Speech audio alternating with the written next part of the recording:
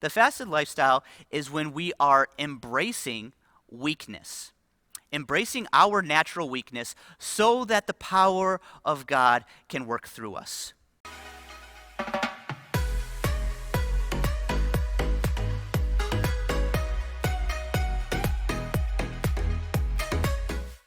Many Christians are involved in activities that are not sinful, they're not outright wrong, but are they beneficial? And so fasting, let's take food for example. Fasting food, eating food's not wrong. So then why do we fast it? What is that about? We are putting ourselves in a place of natural weakness. And God miraculously, in a way that I still don't fully comprehend, is tenderizing our heart and giving us more power, more ability to obey him in his will. Now, we don't earn that by fasting food or fasting anything, really. We don't earn that. We can't. It's all grace. Once again, we position ourselves. We position our hearts in a way where we're experiencing that weakness and we just know we need God. We really need God in those times. 1 Corinthians 6:12 says, "All things are lawful for me, but not all things are profitable. All things are lawful for me, but I will not be mastered by anything." I want each of you to think, just for a moment here, what are the activities in your life that may not be sinful, but that aren't really beneficial to you? I really think that, particularly in our Western culture, with all the comforts and entertainment and activity that we have at our fingertips, there's plenty of things that, they're not outright sin, but man, they are tearing us away from what is most valuable, time with God and time with others. A lot of these entertainment things nowadays are really about isolation. Technology is a tool for isolation oftentimes. And so, consider not just the wrong, sinful things that may be going on in your life, but consider these things that aren't deliberate sin but are not beneficial for you, and be willing to put those on the altar as well.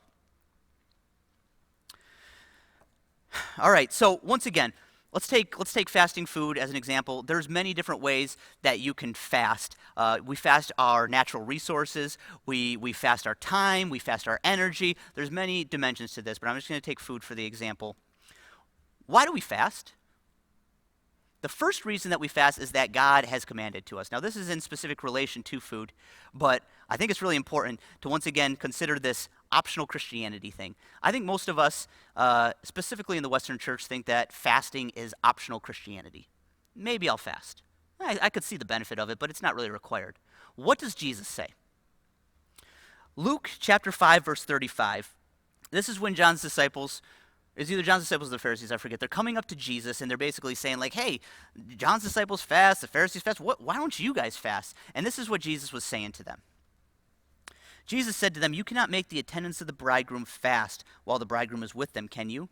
But the days will come, and when the bridegroom is taken away from them, when Christ is taken away from them, then they will fast in those days." They will fast in those days.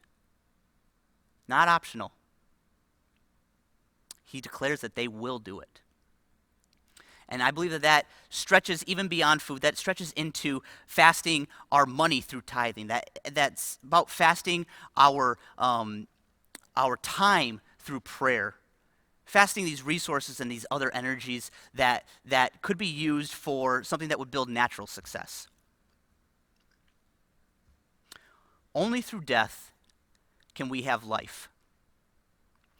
Only through hunger can we experience satisfaction. Only through weakness can we obtain power.